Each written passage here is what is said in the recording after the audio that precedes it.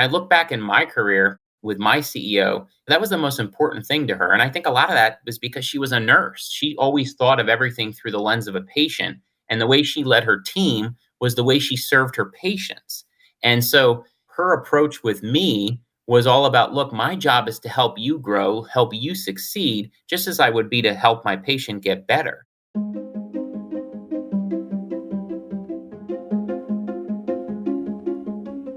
Hello and welcome to The Handoff, a podcast about the most critical topics in nursing. My guest today has spent his career in healthcare education, trying to close the gap between education and practice and give clinicians and healthcare leaders the skills they need to be successful. Today, Geoffrey Roche is the Senior Vice President at Dignity Health Global Education, where he helps create professional development and higher education programs that are shaped by current real-world needs of hospitals. In our conversation today, Geoffrey shares the latest themes that he's seeing in academia and healthcare leadership, what today's nursing students are looking for from their education, and why the healthcare industry needs to do more to foster and engage the next generation of leaders. Geoffrey, welcome to the show. Thanks, Dan. Glad to be here. Awesome. So let's get a high-level 30,000-foot view of your story and how you landed at your new role at Dignity. Sure. So, obviously, I always say I'll first start out that I'm the son of a nurse. And so didn't ever think I would get into healthcare early, in my career. But obviously, the influence of a nurse was pretty profound early on. Started in healthcare, was in hospital administration for 9 years, really worked my way up into a multifunctional director role. Generally was on the administrative side, but did actually have some clinical leadership, particularly in the oversight of emergency medical services when we acquired an emergency medical service agency. Then really, after 9 years, made a transition into education from the vantage point of what I learned in hospital administration around education really needed to do a better job on the workforce side of helping prepare not just clinical, but also leaders within healthcare, and have done that over the past 3 years. And just recently was recruited to Dignity Health Global Education as the Senior Vice President in the workforce development area, as well as with a strong focus on building partnerships to help address, not just workforce challenges, but hopefully also workforce solutions. Awesome. So let's dig into that a little bit more. So, I hear workforce solutions, and that can have a lot of different names, from the worst connotation of like, hey, we're going to reorganize the entire thing and people will be shifted around and furloughed and all that bad stuff, to, hey, we're actually building partnerships with different education institutions, different clinical people, different non-clinical people, to actually create a pipeline of talent to build the future of our organization. What's the focus of your role, and which end of the spectrum are you on? Yeah. So, I think it's important to highlight the fact that, Dignity Health Global Education was founded in many ways by Common Spirit Health, which, as you know, is one of the largest not-for-profit faith-based institutions in the country. But the goal is not just to support Common Spirit. In fact, the goal all along is to support all of healthcare, which is broad. And so my functional role within the organization really looks at the idea here, to your point, that we have phenomenal academic partners that we brought to the table, like Duke, like Arizona State, Northern Arizona University, among others. And we want to ensure that when it comes to healthcare education, that we're partnering with not only the best institutions, but more importantly, that we're always threading the needle with listening to healthcare experts, whether they're current or retired. We bring them in throughout the entire curriculum development to the refinement of how, courses are developed. And I think that's where I get to the solution side. I think, as you know, oftentimes in academia, academics, while they're wonderful, will develop what they think are the right courses for healthcare or other industries, but they don't always have that exact background. And maybe they had it one day, but they don't necessarily have it today. And that's really where we have to make the move, where we continue to really ensure we're getting a diverse audience and voices at the table. I look at it, if you're going to create a nursing program, you got to have a diverse group of nurses. Don't just bring administrators in, have nurses at the table, so that it's literally developed for nurses by nurses. Yeah, I was remembering back to, I think it was like 2017, I think I gave a presentation to the American Association of Colleges of Nursing, and I had a picture in that slide that was the academic practice gap.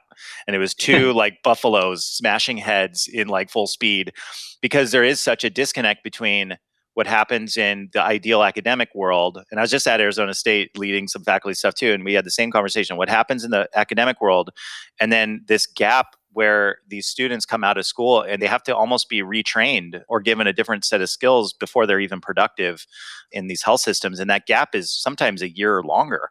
And that just not meeting the dynamic needs of health systems, and the employees and the clinicians are kind of feeling like they're kind of spinning for that year too. So it's great to hear that there's more intentional partnership there. How do you go about those conversations? Because in my experience, academia sometimes is like, well, we know that happens in the real world, but we got to teach it to this thing and this thing. And the operation side is like, we're trying to tell them things, but we can't translate it in any way. And we don't know anything about education. So how do you broker those conversations? Yeah, well, I think as you know, first it comes down to the relationship side. So, I'll give you a real life example to your exact point of the buffaloes colliding. When I was in a hospital setting as an administrator, we were facing those real life examples. And this is only back in 2017, in 2016 and so on, facing these real life examples of, having wonderful academic partners, wonderful programs in many cases, but not necessarily producing the right clinical skills that were absolutely needed for the student nurses to be ready day one. And so, in that circumstance, fortunately for us, we had a hospital CEO who was a nurse, so she could speak very personally to it, but also professionally. And we actually worked with them to redo the curriculum. We brought leaders in, bedside nurses from all the different elements of the health system, and we worked with them to redo the curriculum. And as you know, sometimes when you redo the curriculum or look to innovate the curriculum, faculty don't always like that. But what it comes down to, and how I've always approached it, is it's a partnership. They are experts without question in their field. But sometimes in academics, they get more focused in research. They may get more focused in writing. They may just be awesome educators. But when it comes down to it, you got to have partners who are willing to help customize, willing to help ensure if it's online, that online program is effective. And truly, when it comes down to it, you got to give them the data. We all know faculty, just like clinicians and other members of healthcare, like data. We've got to help them understand, look, if you want your program to stick out and be recognized within the healthcare field, which we know in most communities is the largest employer, then this is your opportunity. Imagine if that's your imprint that you leave. That's an amazing opportunity. And that's usually how I've always approached it. Yeah, and it boils down to content, which academia has a lot of, and context, which the health systems have. And combining those together, you have a superpower program, because you've now combined, the two edges of the system into something that's really value added. It's contemporary, and it's preparing people for now and the future instead of what we've done for a million years, which hasn't always been working. Yeah. Yeah, I love that. I love that mission. Now, in the program that you lead, is it just clinical education programs, or does it go beyond? No, it goes beyond. So, we have everything from, what you call your stackable certificates, credentials, to certainly more of a clinical focus. So Mercy College of Health Sciences, which, as you know, is in Iowa, they're part of our network. And so, in fact, they have an online, fully accredited CCNE, RN to BSN, as well as allied health programs. And so we have that, but then obviously, even at the master's level, we have more of your leadership, administrative type programs as well. I would say there's a definitely need for leadership education in healthcare. And I know you used to teach in a healthcare focused MBA program. What were some of the things that drew students to get an MBA specific in healthcare? What skills were they looking to develop that they didn't feel they had, or that they couldn't learn on the job that they had?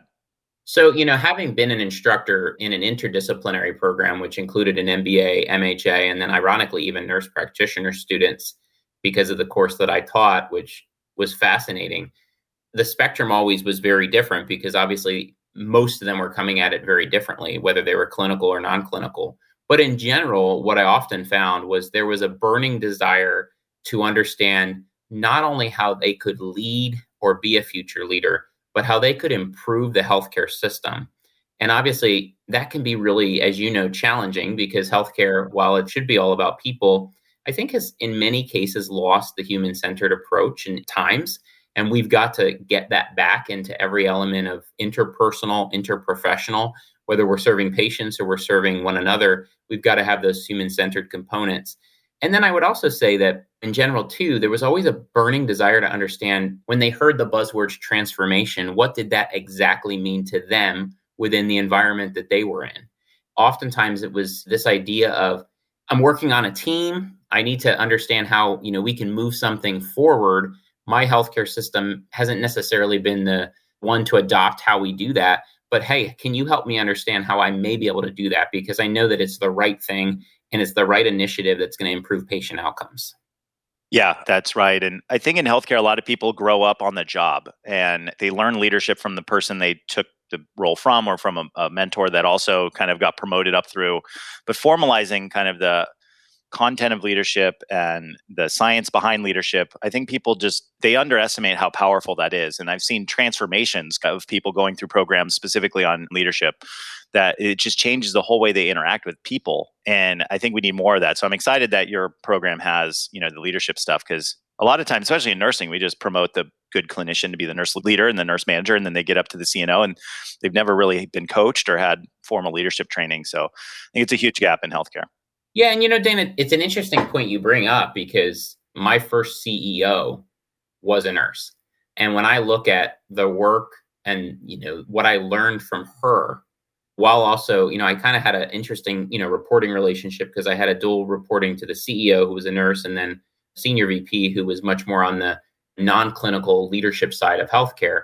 But I always tell people it was the best situation for a young professional in healthcare to be in, because I had a seasoned leader who literally started as an emergency room nurse in New York City, who made her way early on in her career, throughout her career, as a woman and a nurse, who made it obviously into the top spot in the healthcare system, while it always was doubted because she was a woman and she was a nurse.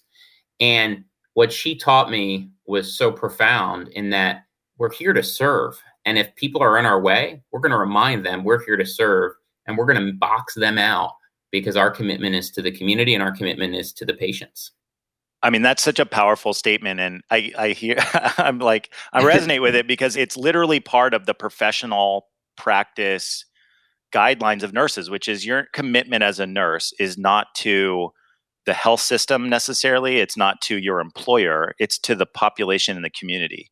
Yeah. And I think if you embody that, it changes your whole perspective. Then all the noise that happens, that the drama that happens within systems, it remains just that. It's just the drama within systems. But you have this calling to improve the lives of the community you're in, that you come you serve. It's just an awesome perspective. And I also want to make sure that our listeners hear that the nurse was the CEO, not the CNO. I mean, Yep. there's a number and Kaiser Permanente. Greg Adams is a nurse as well, and he's the CEO of Kaiser Permanente. So nurses can really go anywhere. And I think they build the partnerships with the awesome, focused other supporters in the room. It doesn't always have to be a clinician that can lend a lot of perspective there. So that's really awesome. As you've taught and as you're building these programs with academia as well, what are some of the themes of content that you're seeing change and evolve that are coming out of these conversations that you're having? Without question, you never can talk about any academic program today in healthcare without the, continued themes that we've known of. But unfortunately, the death of George Floyd brought up, these issues of systemic racism, I think, not only societally, but even started to again raise the alarm, even in healthcare. And I think, without question, issues like systemic racism, but also health equity. And I think the COVID-19 pandemic has further highlighted that. Those issues, which we know have been around for quite some time, have just been further amplified in the situation. But I think also, as we're seeing, particularly given the workforce challenges that we're seeing across the country, because of this really tumultuous experience that so many people have had to face in dealing with a pandemic and how it's been handled in many cases, we see that element of, I think people are hungry for, they want to see that trust is there within healthcare, that their leaders are trusting them to not only do the right thing, but to be the best that they can be at the time that they're in, and that they have that support behind them. And so, going back to some of, I hate to say the basics, but when we talk about, as Dan, as leading others, you can't do that if there's no trust. And you can't do that if you haven't created that psychological safety.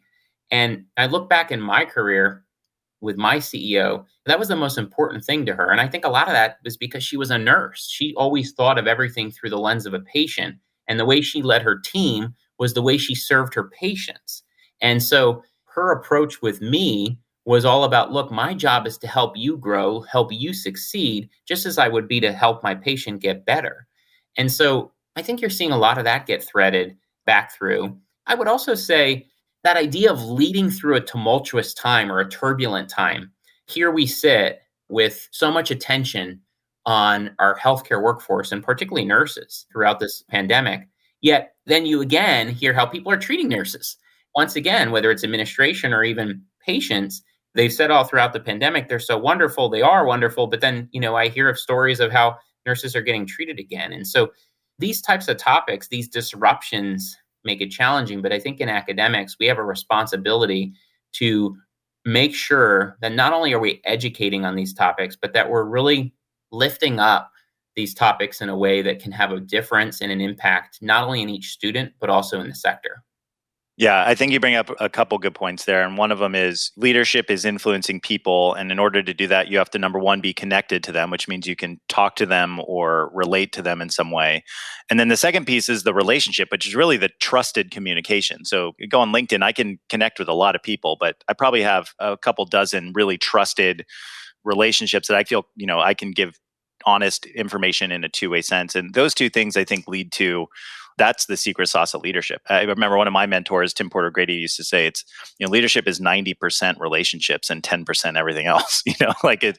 And I think people underestimate that. I think people think, leadership is being able to do a budget or an ROI project plan or whatever. And it's how you show up. It's how you communicate and how you can help convince and influence people to do things that they never thought possible. Yeah, and I think that's what we need so much more of when it comes to leadership in healthcare is we can't ever forget the people side of it. My former CEO used to say to me all the time, doesn't matter whether you're a doctor or a nurse, you get up in the same way every day and should be called to serve. And it shouldn't matter what your title is, what your position is. Doesn't matter whether you're clinical or you're non-clinical. You're here to serve, and that means serve everyone equitably. Yeah, I love that. It's about the team, and the egos and stuff kind of need to be pushed aside in many cases because it just gets in the way of pure teamwork. So I know you are passionate about lots of things from startups to technology to education. You have such an awesome background. I mean, we could probably chat for hours, but one of the things that you're interested in is the generational frictions that happen in healthcare. Talk to me more about your thinking there and maybe some things nurse leaders or healthcare leaders can do to help address that. I always say that, in my opinion, there's a lot of challenges in healthcare, but without question, this is most certainly one, and certainly one that I hear from my students, and certainly one that I hear from colleagues within healthcare. And I can recall even facing this myself at a time when I was the youngest director in our healthcare system, and people would doubt you. They would doubt you not only on age, they sometimes would doubt you even on your cultural or your ethnic background. And we've got to address these things because let's be honest. I mean, when you look at how much true succession planning occurs in healthcare systems, there's got to be a whole lot more if we're really going to be prepared for the healthcare leadership of the future.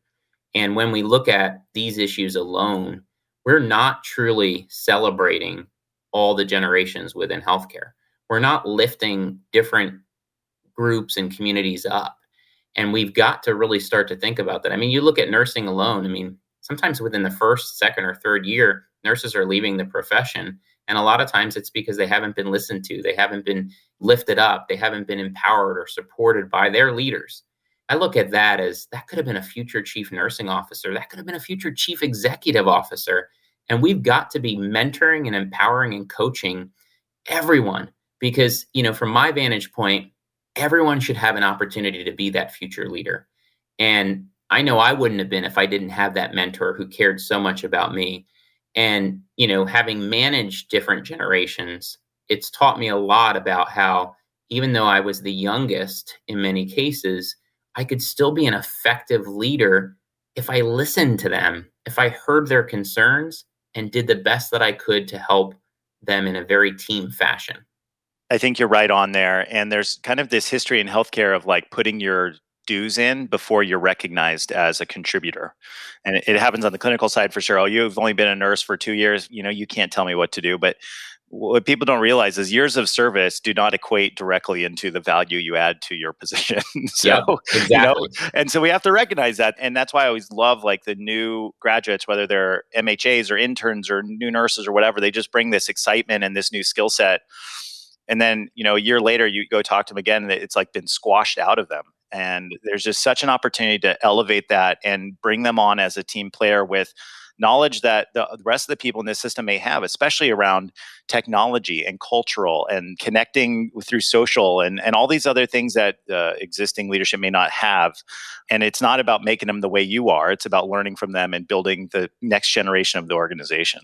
I think every healthcare system really needs to think about how you build a community around that, how you truly authentically build affinity groups in a way where, doesn't matter. Every senior leader needs to be more open and engaged in a way that they're thinking that every member doesn't matter. Frankly, it doesn't matter even if you're, even if you start in housekeeping, you could be the future CEO. Yeah. Or CNO if you, choose the clinical route. COO, it doesn't matter. You got to be thinking about this truly from empowering the next generation of leaders. Yeah. And there's stories where that's true. I know people like watch movies where that happens. There's like the housemaid or whatever, the one that Jennifer Lopez is in or whatever, the maid. But, Bernard Tyson, who was the previous CEO of Kaiser Permanente, he started in the mailroom. He started in the mailroom in Oakland, California, and became the CEO of an $85 billion company. It happens. And it's about drive and connection and opportunity. And I think he had a number of leaders along the way that helped like raise him up and make him feel heard. And I think we could do a lot more of that, especially in times of crisis where we're literally all on the same team. And like, there's no room for this other junk in there. Well, and to your point, the key word was he was raised up. There were actually people who invested in him. And that's where I think whether you're a nurse or you're a non-clinical professional or leader, there has to be people who care about raising people up. If they are not, as far as I'm concerned, they don't belong in leadership.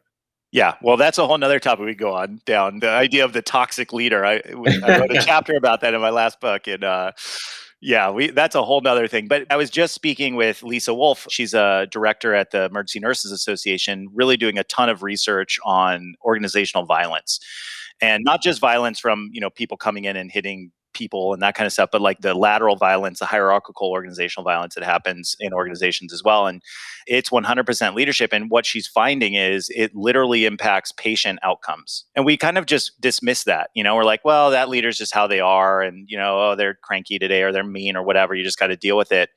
And I think, my call to action with her was we need to be treating true toxic leadership as intentionally as we treat all these falls and HAPUs and all the quality indicators that we have within healthcare system. Like leadership has that same impact on not only your workforce, but also your patients. And I don't think we take it seriously enough yet. No, and you're right. And I always look at it from the vantage point within our society.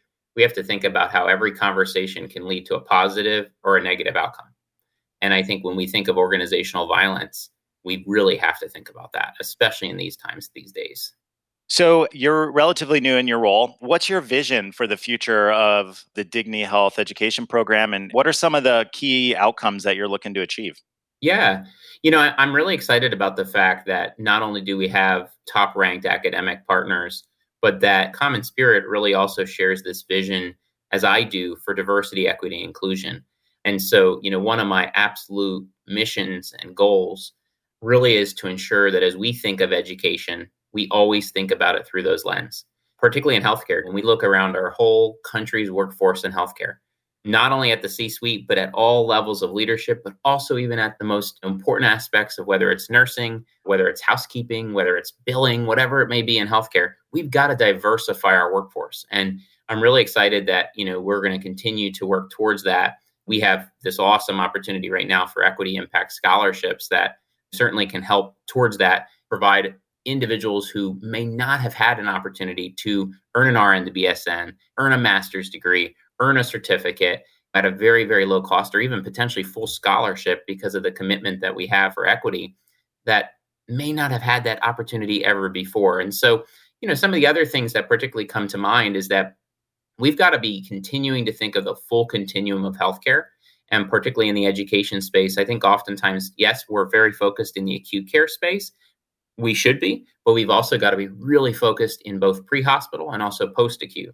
And so really thinking about what we do in a very, not only strategic, but in a way where we listen to the community, listen to the providers, listen to the clinicians, and ensure that we're providing them customized education, training, and workforce development that not only meets the needs of today, but also is prepared for the future. Because we know we have an aging workforce, but we also know we have aging patients and consumers. And so we've got to be ready. Yeah, I love that. And I think it's so needed. Again, like the workforce should mirror the population you're serving so that you have your representative and understand what's going on. We've had a bunch of podcasts about that with some leaders on it as well. And being intentional about it, I think, is key. And I'm curious also, you mentioned at the beginning that this isn't to drive a pipeline for common spirit or dignity. This is really to influence the system. Tell me more about the thinking behind that. Yeah, no, absolutely. Yeah, this is all about influencing the system. When it comes down to it, obviously there's $3 million in these scholarships now, but the intention is that this will grow over time. And to be honest, Common Spirit shares this commitment. And obviously Lloyd Dean is the CEO of all of Common Spirit, that we've got to really be sensitive to, if we're going to address issues of health equity, we've got to have clinicians and even, other members that look and understand our patients where their needs are at. And that comes down to diversity, equity, and inclusion. And so that commitment is absolutely profound. And so they've really worked to thread that into all aspects of the healthcare system. And obviously, that's a work in progress. And it's frankly something that needs to happen each and every day. And especially in a large healthcare system, it does. But even on the education side, we've got to do the same thing. We all hear of equity issues in education. And so for us, it really comes down to, this is a unique opportunity where literally a nurse who may not have had this chance before could literally earn an RN to BSN fully online for zero out of pocket. And when you think of what that could mean for that nurse, for their family in the future, just that opportunity where they've been wanting to do this, they haven't had the chance to do it. It gives you goosebumps as far as I'm concerned, because I look at it as the son of a nurse, the work my mother did all these years, to think of someone else that could have that impact.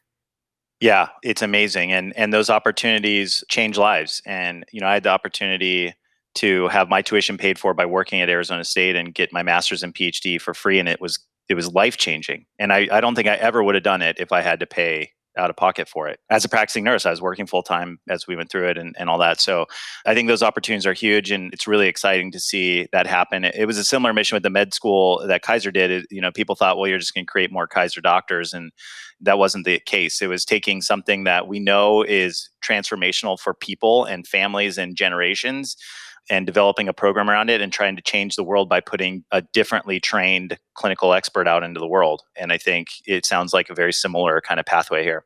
Absolutely.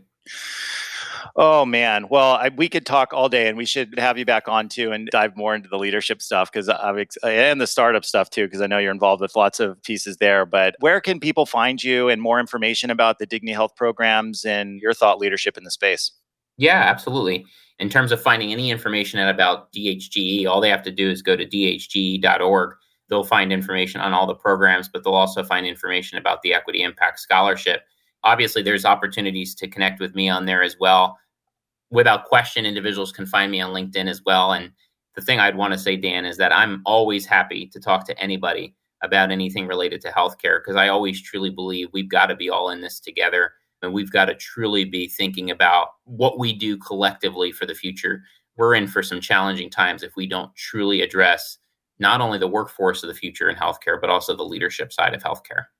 Yeah, I couldn't agree with you more. And just to note, Geoffrey is on LinkedIn a lot. He posts a lot. He comments a lot. And so that's a great place to engage actually both of us on there about any topic related to healthcare. And in my experience, nothing's off limits with you, Geoffrey, either. You're willing to take the hard questions too. So Absolutely. Happy to. And I also don't mind people challenging me. We need that. In fact, that's how we make things better. Yeah, I love it. I love it. Well, check them out on dhge.org, and we'll post all that stuff in the show notes as well so you can link to it. Geoffrey, thanks so much for being on the show, and look forward to you growing in this role and making more of an impact. Thank you, Dan, and thank you for all that you do. Thank you so much for tuning into The Handoff. If you liked what you heard today, please consider leaving us a review and subscribing on Apple Podcasts or wherever you listen to podcasts. And for more information about Trusted, please visit trustedhealth.com. This is Dr. Nurse Dan. See you next time.